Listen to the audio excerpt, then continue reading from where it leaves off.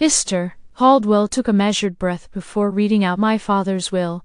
Everything goes to your sister, his voice deliberate. The mahogany-paneled office seemed to shrink with each definitive word, the weight pressing down on me as I sat, hands resting quietly in my lap. Jessica's smirk widened, the sunlight catching the diamonds on the bracelet Dad had gifted her last year, a constant reminder of his unwavering preference. At 32, this was my father's final act, choosing her over me again, as I had anticipated. Properties at 1542 Pine Grove Avenue, 789 Lakeview Drive, and the summer home in Newport, all are to go to Jessica Morgan Pierce. Mr. Caldwell continued, adjusting his glasses. His list went on.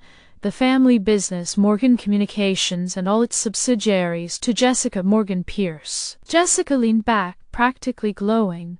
She was the embodiment of my father's values: ambitious, obedient, perfectly married, and a mother to the right children. Meanwhile, I had been nothing but a disappointment, choosing marine biology over taking over the family business, divorcing the husband Dad had handpicked when I couldn't ignore his affairs, building a life and success on my terms, outside my father's narrow scope of achievement. "Is that all?" Jessica asked, her voice laced with faux sympathy, turning her practiced pout towards me. I met her gaze. "I'm well aware, Jess," I replied sharply. "Mr. Caldwell cleared his throat.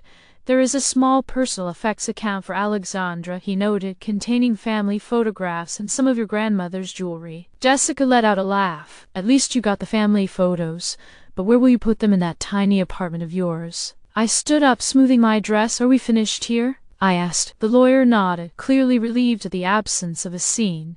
I'm sure he'd seen enough inheritance disputes end badly, but I wouldn't grant Jessica the satisfaction of seeing me broken. "Lexi," she called out as I reached the door, "don't worry, I'll make sure you're taken care of. Maybe there's a position for you at Morgan Communications. Something entry-level." I turned, offering a small smile. "That's generous, Jess, but I'll be just fine." The drive home was peaceful, the trees lining the road painted with autumn colors. Mom had loved this time of year. She would have detested what Dad had done today. I phone buzzed a text from Jessica. "Dinner tonight? We should talk about your future." I ignored it, just as I had ignored her hollow gestures since Dad's funeral last week. Instead, I parked in front of my small but charming apartment, a cozy craftsman house I bought outright 3 years ago. Once inside, I went directly to my office, unlocked the bottom drawer, and took out a thick manila envelope. Mom had given it to me 2 years back, a few months before her sudden passing. "Don't open this until after your father is gone," she'd instructed, her frail hands tightly clutching mine. "Promise me, Alexandra." I had kept my promise. Peeling the flap open gently, I unraveled its contents to find a collection of documents. Atop them was a letter penned in Mom's elegant handwriting. "Dearest Alexandra," it began, "if you are reading this, then your father has passed, and I suspect he did precisely as I feared. He was a shrewd businessman, but failed to recognize true significance, clouded by his pride and archaic beliefs, blind to the greatest asset he had, a daughter with vision, integrity, and heart to change the world. What he never guessed," she continued, "was that while he was building Morgan Communications, I was quietly establishing my own endeavors. Inspired by your marine conservation research, I began investing in sustainable technology companies 20 years ago. These holdings have grown enormously, more valuable than Morgan Communications, all in your name. Jessica cannot touch a cent of it. Use this wisely, my love." My hands trembled as I sifted through the tangible proof of her legacy: stock certificates, investment portfolios, offshore accounts, and empires secretly built under my father's oblivious eyes. A text buzzed again from Jessica. "Seriously, Lexi, we need to discuss arrangements. Dad would have wanted us to work together." "Hold steady this time," I replied. "You're right, we should. Come over tomorrow morning. I have something to show you." That night I stayed up late, submerged in Mom's vision, her brilliance evident in her portfolio ahead of her time. She invested in wind farms, solar technology, ocean cleanup initiatives, all causes I dedicated my life to, dismissed by Dad as fanciful, but recognized and secured by Mom. The next morning at 10 a.m. sharp, the doorbell chimed. Jessica stood entrenched in another designer ensemble, her expression a condescending blend of concern and superiority as her gaze skimmed over my home with barely concealed disdain. "Oh, Lexi," she sighed, stepping inside, "we really should talk about setting you up properly. This isn't how a Morgan should live. Ignoring her, I led her to the dining room. You're right, Jess, we need to talk. There's something Mom wanted you to see. Her expression hardened slightly at the mention of Mom never fond of one another. Jessica had always been Dad's proxy, dismissive of my choices. What are you talking about? She inquired. I motioned towards the array of papers on the table. Take a look. Jessica hesitated, her perfectly manicured fingers hovering before she picked up the documents. I watched as her smirk vanished and was replaced by disbelief. Her hands trembled, her complexion turned pale, then flushed with fury. This can't be real, she stuttered. Mom was just a housewife who knew nothing about business. I almost chuckled. Mom had skillfully played the part of the supportive wife for years while she was building something bigger than any of us realized. Oh, it's real, I replied steadily. Every document is verified. Mom knew exactly what she was doing, and now so do I. Jessica slumped into a chair, her perfect posture breaking. But Dad's company, Morgan Communications, is yours, she said. Exactly as Dad intended, I concluded for her. But Mom's legacy, that belongs to me, and it's worth about 10 times what you inherited. Silence stretched between us, disturbed only by the soft tapping of Jessica's nails on the table as she recalibrated, strategized, trying to grasp this new reality. Finally, she spoke in the smooth, persuasive tone she used in boardrooms. We could combine our resources, Lexi, she proposed, with Morgan Communications infrastructure and these assets. No, Jess, I interrupted. That's not what Mom wanted, and it's not what I want either. You received exactly what Dad intended for you. This is my path. Her mask slipped for just a second, revealing something raw anger, perhaps even fear, but she quickly regained composure, standing abruptly, her heels clicking sharply on the floor. You're making a mistake, she said coolly. I smiled. Maybe, but at least it's mine to make. Jessica stormed out, her expensive heels echoing on the pavement with every furious stride. I exhaled, feeling lighter than I had in years. Mom had been right. Success isn't always loud. Sometimes the quietest players make the biggest moves. I had work to do, and this wasn't just about wealth, it was about making an impact. Now, I had the resources to make it happen. iPhone buzzed one last time. It was Jessica. This isn't over, Lexi. I glanced at the locked safe in my office where copies of every document were stored. I thought of my lawyer already making arrangements to secure Mom's legacy. I smiled as I typed my response. You're right. It's just beginning. The morning after Jessica's shattering visit, I woke up to 14 missed calls and a flood of texts from relatives. Word had spread quickly. Jessica had made sure of that. Alexandra, this is Aunt Patricia. How could you do this to your sister? Your father would be devastated. Cousin Michael here. Let's talk business. I have some great investment opportunities. Hey cuz, remember when we used to play together as kids? We should catch up. I sighed, muting my phone. Mom had always taught me the importance of boundaries, and today I had no time for family drama. There was work to do. My first stop was Harrison and Associates, the law firm that had quietly managed Mom's empire for years. Unlike Caldwell, Dad's pompous corporate attorney, Sarah Harrison was sharp, modern, and unshakable. Right on schedule, Sarah said as I stepped into her office. Your mother predicted Jessica would try to contest this within days of finding out. I settled into the chair across from her desk. What's our next move? Sarah pulled out a thick folder, her lips curving slightly. Your mother left very specific instructions. She knew Jessica would attempt to challenge the holdings, likely claiming your mother was mentally unfit when she made these arrangements. I scoffed. That sounds exactly like Jessica. Which is why your mother built an airtight case. Sarah's eyes gleamed as she slid a stack of documents toward me. She spent years documenting everything: business meetings, investment decisions, even recordings of conversations with financial advisors. It's all here. Your mother wasn't just running an empire.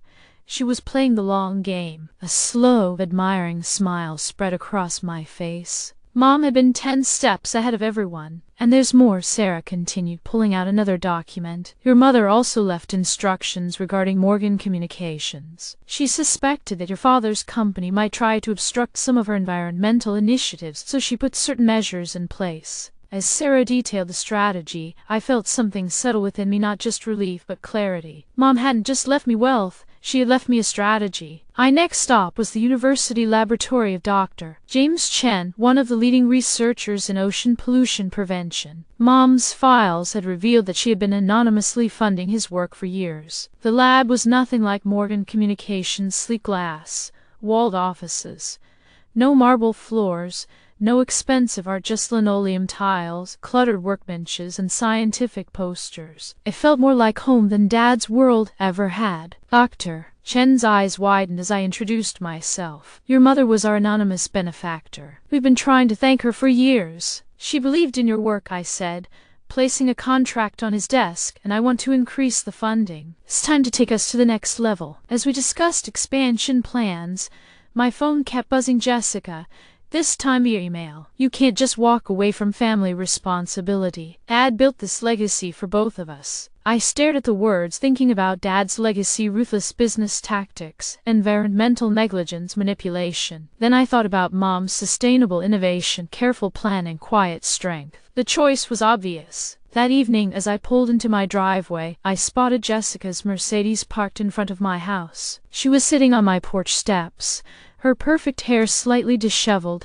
her expression unreadable. She stood as I approached. We need to talk. Really talk. Upon letting Lexi into my home, she didn't comment on my decor like she did the previous day. I leaned against my couch, arms crossed, as Lexi paced my living room. I spoke to the board at Morgan Communications today, she began. Our stock took a downturn when news leaked about Mom's sustainable technology holdings, sending investors into a panic. Sounds like your problem, I replied. Jessica spun to face me. It's our problem, she snapped. This is about our family's reputation. You even know what people are saying? That Dad was too focused on grooming me for leadership that he overlooked Mom's endeavors with Baker right under his nose. They consider him short-sighted and outdated, and they're not wrong, she added. I remained unfazed. Yes, the same Dad who excluded me from his will for not following his blueprint, who belittled my work and decisions, I retorted. And he taught you to do the same, I added, meeting her gaze. Jessica flinched, attempting to respond, but we both knew the truth. She had derided my work alongside him. Sit down, Jess, I said softly. I want to show you something. I opened my laptop to a presentation I'd been working on, projections for the next decade concerning climate change, shifts in environmental regulations, and growth in sustainable technology markets. Dad's business model is outdated. Mom foresaw this years back. Jessica leaned in, her business acumen in gear. Morgan Communications could adapt, she mused. With the right partnerships. With my money, I interjected. With your investment, she amended. Think it over, Lexi. We could honor both parents' legacies, merge the companies, and modernize Dad's approach. While you stay in charge, I countered, raising an eyebrow. Not going to happen, Jess. I'm done living in your shadow, proving I deserve the Morgan name. Her expression hardened. Is this about revenge? She questioned. I closed the laptop. No, it's about doing things my way, like Mom empowered me to do. Jessica paused, her voice betraying a rare vulnerability. I don't know how to manage this without you, Lexi. Dad always said we were stronger together. He said a lot of things, I replied, holding her gaze. But he was mistaken about most. After she left, I poured myself a glass of wine, stepped onto my porch, the fresh autumn air brimming with change, and opened the email draft I'd been working on. Dear Morgan Communications Board of Directors, my name is Alexander Morgan, writing to address revelations about my mother's sustainable technology holdings. I was ready to take control. Jessica was right. This was just the beginning. The following morning brought another storm in the form of Uncle Robert, Dad's younger brother and a Morgan Communications board member, showing up unannounced. Your father would be turning in his grave, he declared, dismissing pleasantries. Allowing Morgan Communications stock to nosedive like this? I let his words wash over me, barely attentive. He had always been Dad's echo, dismissing my tree hugger nonsense during family dinners. Are you finished? I asked when he paused, switching tactics. Alexandra, be reasonable, he urged. Family name is what I'm safeguarding. While you and Dad lingered in archaic business rituals, Mom was crafting something sustainable, future-proof. He retorted. Your mother didn't grasp business, I interjected. She cleverly outmaneuvered you all, building a billion-dollar empire while you obliviously watched. His mouth set in a firm line. You're making a grave error. No, I replied, my voice even. I'm rectifying yours. He stormed out, slamming the door hard enough to make the windows rattle. I surmised future family gatherings might become quite intriguing, yet as a meeting with environmental scientists struggling with a coral reef restoration project awaited me, I couldn't dwell on it long. Thanks to Mom's foresight, I could offer help. As I drove, the rapid changes of past days weighed on my mind. Mom's legacy wasn't just financial freedom, it represented the power to instigate real change. My phone buzzed with another text from Jessica. Board meeting tomorrow, last chance to collaborate on this. I smiled, reflecting on the email I had dispatched the previous night, and the plans already in motion. Best of luck with the meeting, I replied. I have other responsibilities. It was time to forge my legacy. As morning dawned on the Morgan Communications board meeting, unforeseen news hit. Their stock had spiraled 15% before trading began. My phone blinked with a Wall Street Journal headline.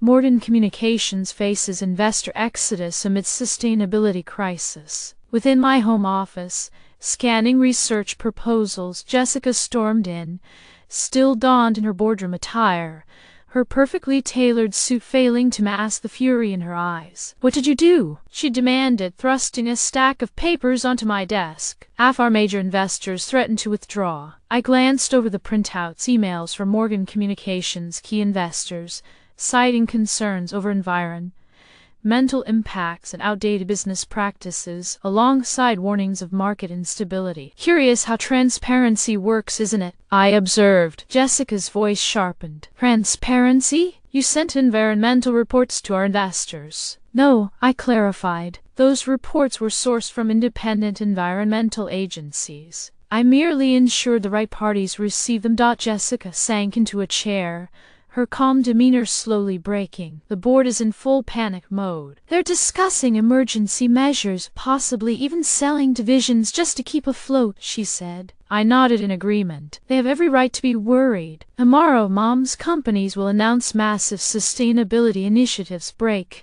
through technology that makes Morgan Communications appear outdated," I replied. Jessica let out a sharp breath. "You're destroying all that Dad built." I met her eyes. "No, Jess. Dad ruined it himself by resisting change. Mom warned him for years about sustainability and modernization, but he chose to ignore her." Jessica's fists clenched in anger. "Is this your revenge?" My response was icy. "This is business. Isn't that what Dad always taught us? Adapt or perish." Before Jessica could argue, my phone rang. "Sarah Harrison," I answered. "Turn on CNBC." "See," she urged, "something's happening." I quickly switched on the TV. Jessica's face went pale as the breaking news scrolled. Morgan Communications board calls for an emergency session. CEO position under review. Jessica's voice faltered. "They can't do this. I'm Dad's chosen successor." Yet they could, and they were. The news anchor detailed the board's decision, highlighting Jessica's failure to foresee market changes, how Morgan Communications was bleeding investors, and had fallen behind due to unsustainability issues. Sarah continued, "The board is going through another set of documents, your mother's reports, detailing every error Morgan Communications made and how they could have adapted." Jessica turned, realization dawning. "You orchestrated all of this." I shook my head. "No, Jess. I don't want Dad's company. I just want everyone to see why his way failed." My phone buzzed again, an email from Dr. Chen. His team had achieved breakthrough results on the ocean cleanup project. "You should return to your meeting," I advised, standing up. "Sounds like there's much to discuss." Jessica rose slowly, shoulders squared.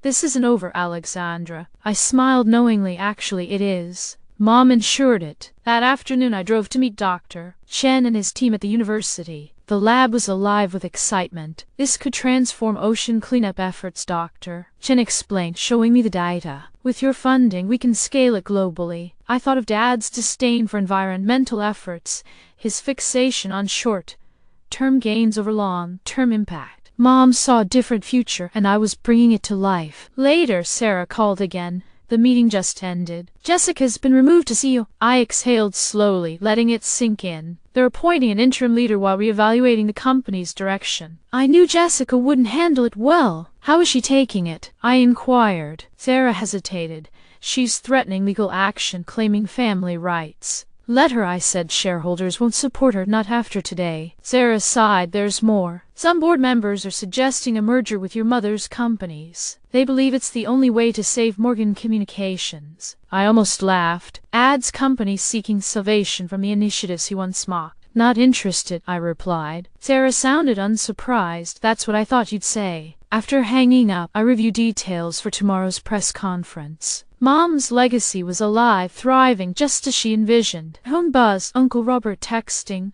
Think about what you're doing to the family name, Alexandra. I pondered Mom quietly building something meaningful, while Dad and Jessica chased immediate profits and power. Remembering years of being dismissed, belittled, feeling out of place, I considered Uncle Robert's message again. I took a deep breath and typed my response.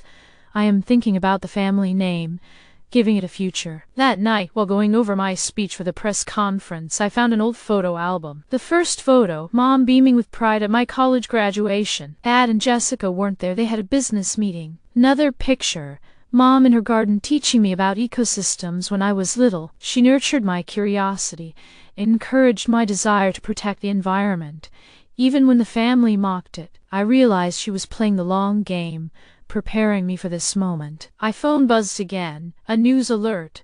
Morgan Communications stock hit a 5-year low amid the leadership crisis. I closed the article, focusing on Dr. Chen's presentation for review. Tomorrow, we would introduce the world to a new business model valuing sustainability and innovation. While Jessica clung to Dad's company, I had something better. Mom's vision for the future. Another text interrupted Jessica.